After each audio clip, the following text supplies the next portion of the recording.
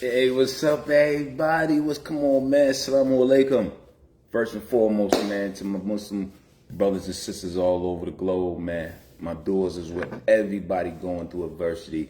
In Gaza, China, my Uyghur brothers, Syria, Congo, everywhere. Anywhere somebody's being oppressed, my du'as, my prayers is for you, man, whether you Muslim or not. You human, all right? But listen, man, you read the title. It's Fedtime. It's Fedtime with all. Y'all ready for some Fedtime Volume 3, man? I told you, man, I got so many stories, man. I could sit there and tell them all day. But listen, Volume 3, all right? Are y'all ready for this one, man? Yo, check this out, man. This was like, yo, this joy here was wild, man. I don't even think I was down like maybe a year or two. I was fresh in on that 20-year Fed beef. You know what I'm saying? So we talking 90s. I was fresh in. I wasn't even in 2-3 years, man. You know, so I'm in Beckley, matter of fact. I'm in West Virginia, right? I'm in West Virginia. I'm in Beckley. You know, we got a beautiful Muslim community. Brothers are strong. We working out together. We learning the deen, chopping it up. You know, handling our business, man. You know, being really good, supportive Muslims of each other. And we was deep. We was 500 deep. You know, 500, that's a lot of brothers, man. You know what I'm saying? To be lining up in the ranks, man, you know, yeah. But, listen, we had a Jummah. If y'all don't know, Jummah is the Friday service for the Muslims. So we had a Jummah. And, we have been having problems with the chaplain. See, one thing y'all don't understand, it's politics in federal prison, man. Just like anywhere else, man. Them people making 6 figures. A warden in federal prison is making 200 grand a year, if not more. All right? So it's politics in there. So the Muslim community, we was having problems with the chaplain because the chaplain in most places, they're not conducive to Islam. They don't like Muslims. They outright hate Muslims. Take it from a Muslim that was in federal prison for 20 years. I'm telling you, I've dealt with many a chaplain. I was the imam in some prisons, you know, so I know how they look at us. They want to categorize us as a gang with the Crips and the Bloods. No. You ain't categorizing the Christians who up in there Sunday singing. You got all them homosexuals up in the church and in the chapel singing with the Christians. You're not labeling them a gang, so don't label us a gang. You know what I'm saying? It's because we deep. So we was having these type of problems with the chaplain. He would bring in speakers that we didn't know who they were. We didn't know their Aqidah, their belief system. You know, because that's in today's world with all these social media muftis and sheikhs, you know what I'm saying? You can't disbelieve anybody that got a kufi on in the bed talking about Salamu Alaikum. Nah, we never been slow like that. The intelligent Muslims of this ummah, we know that. That's why knowledge and education is such a mainstay of Islam. You have to use your intellect, man. You have to be able to comprehend, you know. So we was having problems, man, with the chaplain, man. He was bringing in, like I said, people we ain't rock with. He didn't order us nothing, man. When Ramadan came, we barely got to fast, and you know, he made everything hard. So we told him he'd send a dude in to speak to us, and we was like, man, don't send him back. Yeah, after he come, y'all, Assalamu alaikum, brother. The brother from Pakistan, he was old. He didn't know nothing about prison. You know what I'm saying? We didn't know what he was talking about. He was talking about a garden all the time. He wasn't talking nothing about Islam or the Sahabas or Prophet Muhammad, sallallahu alaihi wasallam. Nothing, you know, modern topics for the Muslims that we're dealing with. Dude was just off, man. They just found somebody. You remember we're in West Virginia, Beckley. So they just found somebody they could pay to come in, a little government contractor, man. So we said, cool, we didn't disrespect Op. We just said, yo, after he left, we don't bring him in no more. We don't need him no more.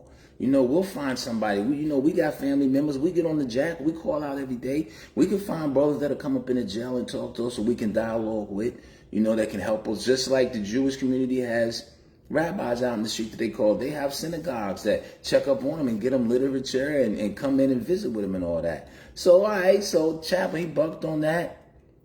So, when we told him, he tried to bring the dude in again the second time, all right? And this is Fedtime. This is the gist of the story, all right? Now we're going to get to the meat. He tried to bring old dude in the second time.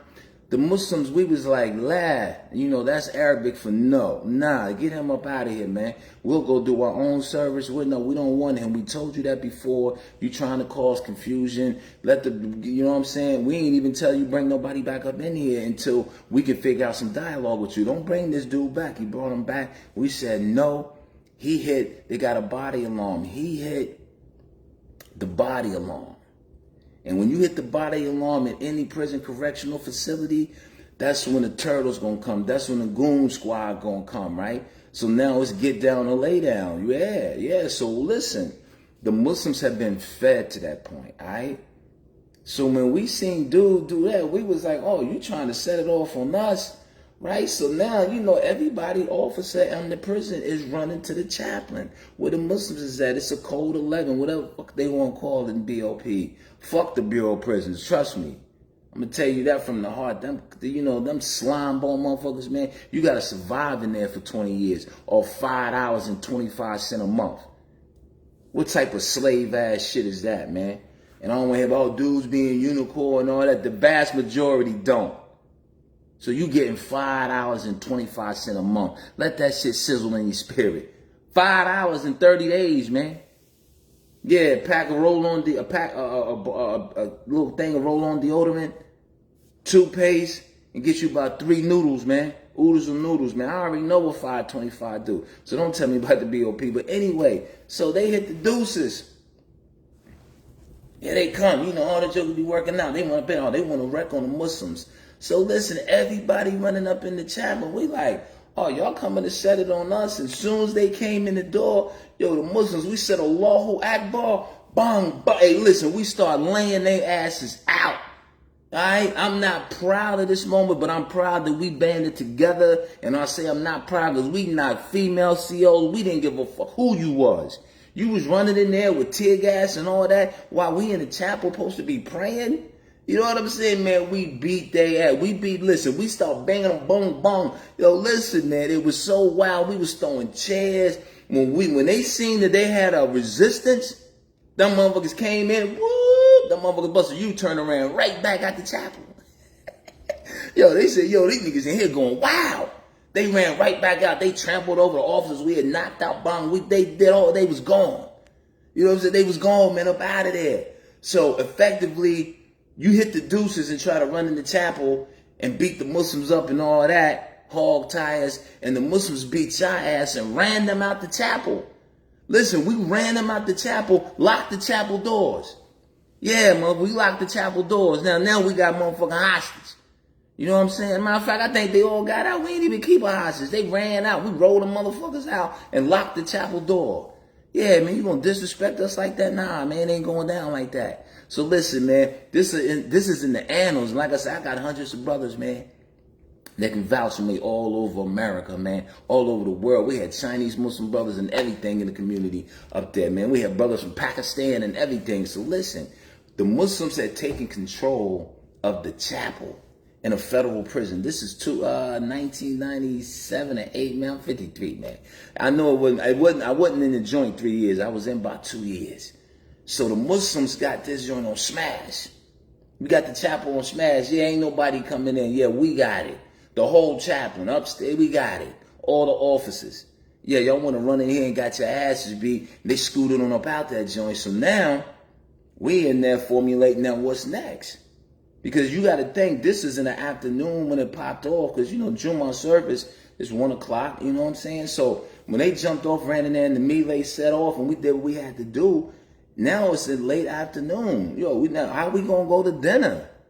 We done took over the chapel in federal prison. So now it becomes a negotiation tactic. Because now the warden gets notified, and they called a phone in the chaplain's office. The imam gets on the phone. He's talking with the warden. And now they saying that, listen, we got some dudes here that we can't run over. That's why Islam and Muslims are always respected. They seen that firsthand. In that community, we had thousands of years, literally. We had several brothers that had elbows. Nigga, elbows is life sentences. I was a youngster. I had 20 years. My man had 35. My other man had 15. My other man, Shock, had 40. Yo, we had time in this motherfucker, man. You ain't gonna come in no federal prison, do what you think you're gonna. Nah, not men. Not no men. You know what I'm saying? So listen, we got the chapel under siege. We sitting there talking to the warden and all that, negotiating. And for whatever reason, I don't know what happened between, because I wasn't privy to what the imam was saying to the warden. He was in there with the Majlis Council. But obviously they didn't come to an agreement, because now it drags on. Now it's dark. It's 7 o'clock. Yeah, everybody, they didn't shut the whole compound down. You can't have the compound running and some inmates then took over one part of the compound. You see what I'm saying? Nah, everything shut down. Everybody getting sandwiches now. Yeah, everybody in their units like, oh, fuck, the Muslims and took over the damn chapel. They don't know what's going on. They in their units like, oh, shit, them niggas wilding out for real. Oxen, them ain't having it. Nah, we wasn't having it, man. You keep disrespecting us. So whatever happened, whatever went on between the imam and the warden, then we get a message that they bringing in the National Guard. They brought in the West Virginia National Guard to get the Muslims to surrender after they agreed to what we wanted. And that was what was beautiful. The imam negotiated beautifully. He was real, like, listen, brother, my job is to get you home to your families, as well as teach you Islam and be a brother to you in a time of need. So these people, the National Guard, gonna come in here. They got AR-15s. They already hyped and jittery because we didn't beat up the COs. The CO, man, they got a stain on, federal correctional COs don't want to get showed out. They got showed out. Y'all ran up in the chapel and got laid the fuck out like carpet. And listen, whoever's at Beckley right now, FCI Beckley in Beaver, West Virginia, they know the story. This story has been told. This story is a 20-year-old story. This story make me proud to tell it on Fedtime, because I was there live. I laid the motherfucker out. Yeah, I got my shit on too. My man Hoppy threw a chair, knocked him. We was wild. We let them know, nah, man, we men. We men first, man. We Muslim first. We men, man. All right? So the National Guard came. This was about 8, 9 o'clock. So then you thinking they got a hog tie with the zip ties. It was probably 200 brothers in that Juma that wasn't all the Muslims on the compound, but some was still in there. Like all the Muslims don't come to Juma. It's just, all the brothers don't be practicing Islam when they in prison. For whatever reason, that's purely their own, Man, you got to factor in you doing decades. So, some brothers ain't thinking about practicing religion, man. You got 30, 40 fucking years.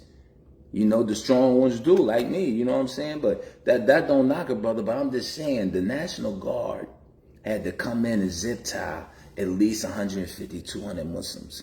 You know how long that taken? They was on edge, and alhamdulillah, nobody got shot because them white people was shook. Can you imagine they getting the news that we got going to federal prison? The Muslims and took over the chapel. It's a couple hundred of them. They ain't wasn't trained for that shit, man. You know what I'm saying? So all praises due to the law that didn't nobody get shot. They got us all out of there. The 150, even the guests that came, it was so funny because the guests was trying to tell me, yo, we not even Muslim. They like, nigga, you over here today, you going to the hole with the Muslims. And listen, they let it was a get out of the hole free day, man. That day in Beckley, every inmate that was in the hole, they voluntarily let them back out on the compound because they needed all the space to put the Muslims in there. Think about that. Think about you in the hole for something, man. You got a 60-day hit, 90-day hit, and the CO coming in there talking about pack your shit up, man. You going back to the pound, Harden. You like, what, nigga? I got mom. But listen, when they tell you pack your shit, you don't get the, all right, what? That's because they needed the space for the Muslims. So they let everybody out the hole, mass, everybody get out the hole free day night. You know what I'm saying? We need the hole for the Muslims. And they loaded us in the fucking hole, man. They took us from the chapel, hog to hand tie, zip tie, and and they took us to the hole and put it. And the beautiful thing was, you knew you was gonna have a Muslim for a cellie. They had us 2 in a cell, 3 in a cell, but you knew one of your brothers was gonna be a cellie. You know what I'm saying? So that's the best thing right there. You bidding with a Muslim brother. You ain't got to worry about motherfuckers standing up and peeing all over the toilet, because we sit down and urinate. We sit down and do everything. That's why I said, we got morals and we got hygiene. Don't nobody got. You know, that's what I tell them. I come in your crib, you ain't got to worry about no piss stains on your toilet for me, because I sit down when I do 1 or 2, champ. Yeah, we got hygiene code in Islam. We don't be just standing around whizzing, splashing piss. Nah. So, you know, having a Muslim celly is the best celly to have. And they had us all loaded in there. We was like, yo, man, you can hear the adhan in the morning, so you couldn't miss prayer. Allahu Akbar, Allahu Akbar, Allahu Akbar, Allah. Oh, man, it was so beautiful, man. But then check out the flip. This is what you know about the government ain't shit. This is all you need to know, how the government ain't shit, man. We sitting in the hole like, all right, what's the charge gonna be? We figuring they gonna ship some of us out, this, that. Listen, man. They systematically start shipping the whole of Muslims out, putting us on buses 3 o'clock in the morning, then driving us and putting us on a plane at the Air Force base, the military base, and they just spread us out all over the Bureau of Prisons for whatever remained of your sentence. Now, like I said, this was my first 2 years in. So I got a dub, man. I still got 18 to do, champ. Listen, they spread us out like seeds to the point I never seen none of them brothers in that community again. They are my brothers. I love them dearly, man. They got a place in my heart. If they watch this shit, man, comment, they know. You know, a couple of brothers I ran back into again 5, 10 years later when I was in a different joint. You know, I ran into Brother Umar. I think I ran into Umar in Ohio when I was at Elkton. You know, I think I ran into Big Doula from the shop. I ran into Doula in Elkton. You know, I ran into Party P was that. Then I ran into Party in Petersburg, or was it Fort? I can't remember, but you know, they broke us up, man, because they feared. They seen how strong we was. They seen we wasn't going for it, and they broke us up, man, because we had that much solidarity, man. And they spread us all over, man. Like I said, some brothers I didn't see again. But that was the one thing, because wherever I traveled, whatever prison I went to, after that, after Beckley, I went to Otisville, New York. Everywhere I went, I was like a prison star, because that story was told in training to all the COs about you better treat them guys and Muslims right, man. I'm telling you. If you push them back, they gonna push you back. We all about respect and getting along with everybody, but you know, you ain't going. If you see the brothers over in Palestine, they don't have shit. And Israel still can't take their country, because they got God. They ain't got no tanks or nothing. Israel still can't take their country. That's why Israel just wants to destroy it and bomb everybody like they've been doing, to the tune of 40,000 people murdered. You know, that's your president cabinet in there right now. That's your you know, Democrats. Yeah, that's who approves of that message. The killing of 40,000 people in Palestine. But yeah, but the Muslim unity was so tight, they spread us out, man. And I didn't get to see a lot of them brothers again, man. And like I said, I met a couple more, ran into a couple more later on. But man, that story, man, it traveled with me everywhere, because COs would read my name. Oh, Harden. Oh, hold on, you was in Beckley. Well, you was in the head right. Oh, we ain't gonna have no shit out. No, I'm good, man. You respect me, I respect you. I'm trying to do my time, champ. They weren't trying to respect us there, so you know. But you know, to have that notoriety and COs, you know, they treated you a little bit differently than other dudes. They like, nah, this ain't going for it. And I wasn't. And that's what we preached everywhere we went. Even though they spread us all out, that's what we preached as brothers, man. You got to be unified, man. You got to be unified. Life going to be hard, man. Life going to be hard, but you got to be unified. And you got to have faith. That's why people so stressed out now. None of you ain't got no faith. Your faith is like, so you got to get some faith, man. You got to get in touch with your creator, man. You got to get in touch with your creator, man. Understand life is ebbs and flows, man. Ebbs and flows. That's all it is. You know, but, you know, I had that. This was a really good Fed time. I had to tell that story. Me and my man, I was talking to my man, Abdul Salam, up in Youngstown, Ohio. And he's like, bro, he has so many stories about the plane catching on fire. I already told that one, but he's like, you got to tell that one. So, yeah, man, Fed time with, that was a wild joint when the Muslims took over the chapel in Beckley, West Virginia. Look that shit. You want to keep that on the covers, but everybody in the BOP know about us, man. You know what I'm saying? Muslims popped that collar, man. We stood together and was solidified and unified, man. But yeah, so man, this is it. I'm going to wrap it up for this edition of Fed Time with O. Stay tuned for the next one. In the meantime, between time, man, you watching this, man, like and subscribe to the Oddcast, my YouTube channel. It's all love. I see you. There go my man, Big Reggie. This love. Kim. Thank you, baby. But yeah, like and subscribe, man. I got something coming. You know I'm gonna be live at 5 tomorrow, man. Hey, y'all have a wonderful rest of your Thursday. It's time for your man to go work out. Peace.